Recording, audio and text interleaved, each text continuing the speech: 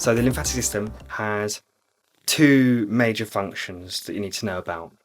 One is that it helps the pressurization of our fluid transport systems.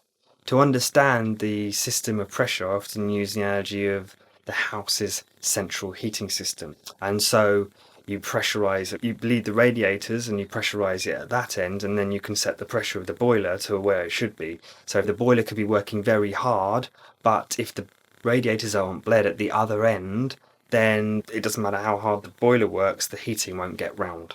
And so I like to call the body an adaptable closed system of pressure. So if the boiler is like the heart in our system, if we're not moving around so much, then it's going to be working too hard to try and get everything everywhere. And so the lymphatic system aids blood pressure changes by allowing fluid to fall out into it when we are feeling calm, and then the fluid gets sucked back into the system when we start to speed back up again. So lymphatic flow is a one-way system from the periphery back to the heart again, moved by mainly muscle contraction, but there is also some nervous system involvement in the speeding up of this process. I like to talk about pressing a thumb over a normal tap flow. The flow stays the same. As you press on the tap, over the tap, the flow speeds up, and that's what our nervous system does to get our blood pressure up. So there is also some osmotic backflow of the lymph fluid at the cellular level, which also maintains our pressurization.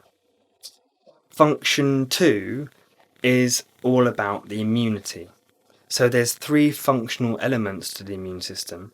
There's the fighting of invaders, there's waste clearance, and also repairing our system at the same time.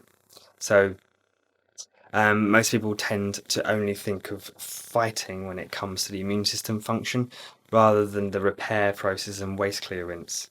And it's important to remember this.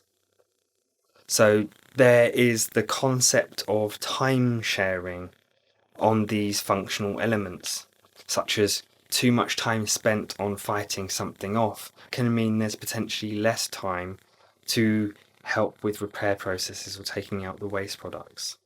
In terms of lymphatic health exercise, a quick review of the anatomy of the lymphatics is important to remember. Lymphatic vessels are found everywhere down to the cellular level, like blood vessels, following a similar gradient down from very large centrally out to very tiny to the outer parts of the body.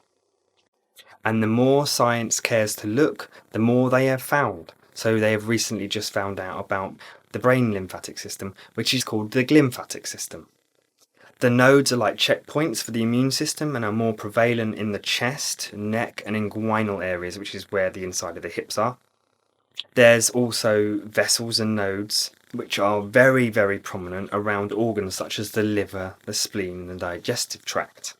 Osteopathically, there are deep, long lever connective fascial pumps that exist centrally, such as connecting to the diaphragm, and peripherally found in the shoulder girdles and in the calves. Within the calves have a very important role in taking the pressure off the heart.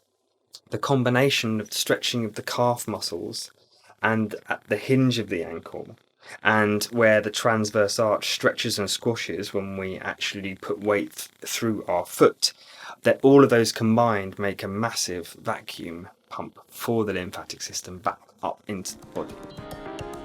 So thank you for your time. I hope you enjoyed this video. If you did, then remember you can like it and check the subscribe button, and this will help you to get hooked up with more videos as they are released. Please leave any questions or useful feedback in the comments below, and I'll do my best to respond as quickly as possible where appropriate.